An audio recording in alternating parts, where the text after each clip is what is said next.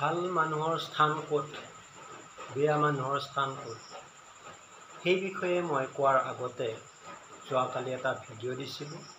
সেই ভিডিঅ'টোত মই ড্ৰাগছতকৈ ভয়ানক মোবাইল ফোন যে তাৰ বিষয়ে কৈছিলোঁ। সেই ভিডিঅ'টো চাই বহুতে বেয়া পাইছে।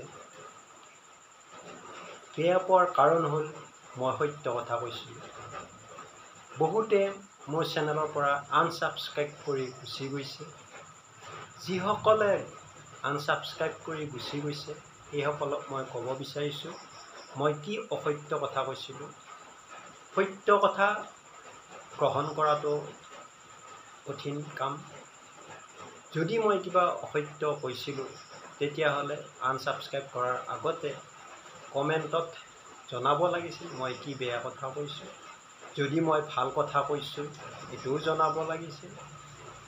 আজিৰ যুগত আমাৰ অসমীয়া মানুহবিলাকে এফালৰ পৰা খাদ্যৰ কাৰণে যি খাদ্য খাই আছে সেই খাদ্যৰ কাৰণে ধ্বংসৰ মুখলৈ গৈ আছে।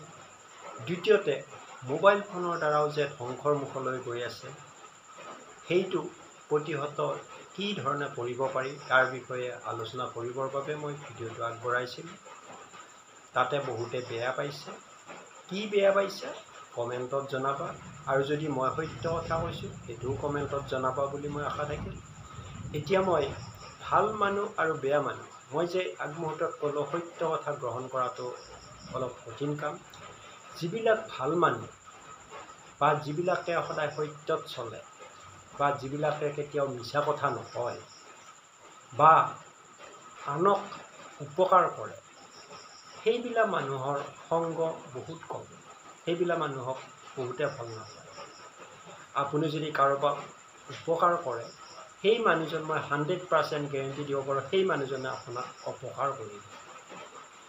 কি যুগ পৰিছে, মানুহ এজনক উপকাৰ কৰাৰ পিছত সেই মানুহজনে কি কৰে, অপকাৰহে কৰে। এষাৰ কথা আছে উপকাৰীক অজগৰে খায়, গতিকে সেই ডাইলগটোৱে প্ৰযোজ্য হয়।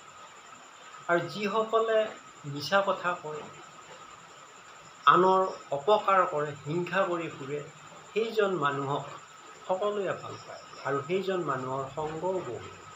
ইয়াৰ কাৰণ কি মই কাৰণ ভাবি নাপাওঁ।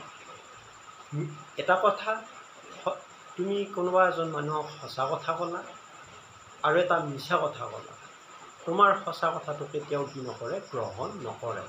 কোনটো গ্ৰহণ কৰিব? মিছা কথাটো। কিয় মিছা কথাটো গ্ৰহণ কৰিলে? গ্ৰহণ কৰাৰ কাৰণ হ'ল মিছা কথাত বঢ়িয়াকৈ কি কৰিব পাৰি, ৰস সানিব পাৰি, কিন্তু সঁচা কথাত কি কৰিব নোৱাৰি, ৰস সানিব নোৱাৰি। সেইকাৰণে সঁচা কথাটো মানুহে কি নকৰে, গ্ৰহণ নকৰে। মিছা কথাটোহে কি কৰিব, গ্ৰহণ কৰিব। এখন গাঁৱত ধৰা এজন মানুহ আছে, সেই মানুহজনক গাঁওখনৰ কোনেও ভাল নাপায়। সকলোৱে সেই মানুহজনক বেয়া বুলি কয়। এবাৰ বিচাৰ কৰি চোৱা সেই মানুহজন প্ৰকৃততে বেয়া হয়নে নহয়। তোমালোকে অনুসন্ধান কৰি চালে গম পাবা প্ৰকৃততে সেই মানুহজনহে কি ভাল মানুহ। তেওঁ কাৰো অপকাৰ নকৰে, কাৰো অন্যায় নকৰে আৰু আনক সহায় কৰে। সেইকাৰণে সেই মানুহজনক কোনেও ভাল নাপায়, সেই মানুহজনৰ সংগ কমি যায়। গতিকে দুনিয়াখনত এনেকুৱা হৈছে, যিজনে ভাল কাম কৰিব সেইজনৰ সংগ কমি যায় আৰু যিজনে বেয়া কাম কৰিব সেইজনৰ সংগ বাঢ়ি যায়। গতিকে এই বস্তুটো কিয় হ'বলৈ পাইছে বা কিয় হৈছে, অলপমান কথাটো যদি মই ভুল কৈছোঁ এবাৰ অনুধাৱন কৰি চাব এই কথাখিনি কিমান সত্যতা আছে। আৰু এটা কথা, আমাৰ দেশ পৃথিৱীখন চলি আছে কেইজনমান ভাল মানুহৰ কাৰণে। যিকেইজন ভাল মানুহৰ কাৰণে এই পৃথিৱীখন কি আছে, বাচি আছে। আমি সকলোৱে ভাল হ'ব নোৱাৰোঁ নেকি? সকলোৱে আমি এজনে আনজনক সহায় কৰিব নোৱাৰোঁ নেকি? জীৱ জন্তুবিলাকে যেনেকৈ ইজনে সিজনৰ সহায় কৰি বসবাস কৰি থাকে, যেনে পিপৰা লাইনাই চোৱা, পিপৰা ইজনে সিজনে ইটোৱে সিটোক সহায় কৰিব, কৰি উঠি কি কৰিব, ইয়াত জীয়াই থাকিব। ধৰা বানপানী হৈছে, বানপানী হ'লে পিপৰাবিলাকে ইটোৰ পিঠি সিটো উঠি লাডু বনি পেলাই সিহঁতে নিজকে নিজে আত্মৰক্ষা কৰে। জীৱ জন্তুবিলাকেই নিজক কি কৰিব পাৰে, সহায় কৰে। কিন্তু আমাৰ মানুহবিলাকে কিয় ইজনে সিজনক হিংসা কৰে বা অপকাৰ কৰিবলৈ চেষ্টা কৰে? অপকাৰ নকৰি উপকাৰ কৰিলেনো সেই মানুহজনৰ কি অপকাৰ হয়? গতিকে মই মানুহবিলাকক সকলোকে অনুৰোধ কৰিছোঁ যাতে আপোনালোকে কি কৰিব নিবিচাৰে, অপকাৰ কৰিব নিবিচাৰি উপকাৰ কৰিবলৈ চেষ্টা কৰক।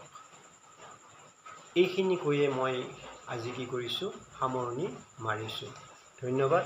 তাৰ আগতে মই আৰু এটা কথা কওঁ, মই যিটো মোবাইলৰ বিষয়ে ভিডিঅ' দিছিলোঁ, যদি মই কিবা ভুল কৈছোঁ তেতিয়াহ'লে মোক শুধৰাই দিব বুলি আশা থাকিল।